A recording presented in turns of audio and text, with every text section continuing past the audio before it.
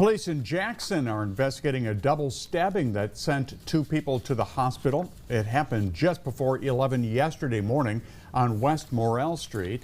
When officers arrived on the scene, they found a 31-year-old man from Jackson with multiple stab wounds. They also found a 37-year-old woman, also from Jackson, with a stab wound to her leg. Both were taken to the hospital. The man is in stable condition. The woman has since been released. Police identified the suspect as 52-year-old Jamar Terry of Jackson. He was found and arrested, then taken to the hospital to be treated for injuries to his hand and leg. After being medically cleared, Terry was taken to the Jackson County Jail. Court records show Terry has since been charged with 2 felonies, 1 count of assault with intent to murder and 1 count of assault with a deadly weapon.